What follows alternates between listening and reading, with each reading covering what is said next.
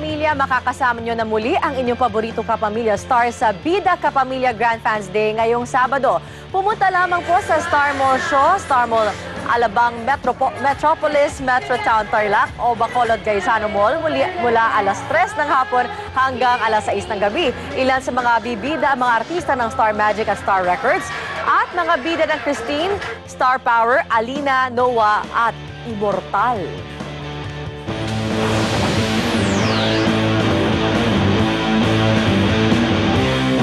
Naging panauhing pandangal po si Pangulong Aquino sa unveiling ng dedication marker ng ELJ Communication Center kanina. Tama yan. At kasabay po niyan, inilunsad din ang bagong Christmas Station ID ng ABS-CBN na ang tema ngayong taon ay pag-asa para sa bawat Pilipino. Yan ang ating patok na balita. Pinangunahan ni Pangulong Noynoy Aquino ang unveiling ng ELJ Communication Center dedication marker kanina. Along with your different foundations for being a partner, a kapamilya in ensuring progress in our country. May this center remain committed in producing programs through your brilliant artists, workers, and leaders that will continue to enlighten today and tomorrow's Filipinos. Bilang pasasalamat, hinandugan ng Pangulo ng parol ng Pinoy ng ABS-CBN. Pagkatapos nito, sumabak ang Pangulo sa one-on-one interview kay Ted Filon para sa TV Patrol. Binisita rin niya ang ilang opisina sa ABS-CBN kung saan mainit siyang sinalubong ng mga empleyado. Kasabay nito inilunsad din ang 2010 Christmas campaign ng ABS-CBN na pinamagatang, ngayong Pasko, magniningning ang bawat Pilipino. Inilawan ang mga Christmas lights sa buong ABS-CBN Broadcast Complex at ipinalabas sa unang pagkakataon ang Christmas Station ID ng Kapamilya Network.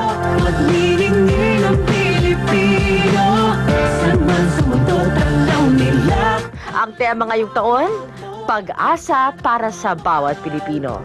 Hindi siya staged. Everything is real.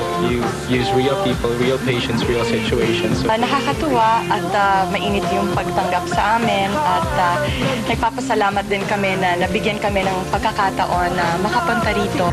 Pagbibigay-pugay din ito sa mga Pinoy na gumagawa ng pangalan sa ibang bansa, gaya ni na Arnel Pineda, Charisse at Philippine Homeless World Cup Team. Kasama din ni na Gary V at Tony Gonzaga, ang UST Singers na umawit na ngayong Pasko, magniningning ang bawat Pilipino. Naging trending topic na ito agad sa social networking site Twitter. Nasa top 5 naman ang ABS-CBN habang nasa top 7 naman ang station ID ng ABS-CBN. Nagdaan na naman po ang isang araw ng pagbabalita, isang araw na bahagi na ng ating kasaysayan. Sa ngalan ng bayan sa ilalim ng nag-iisa nating bandila.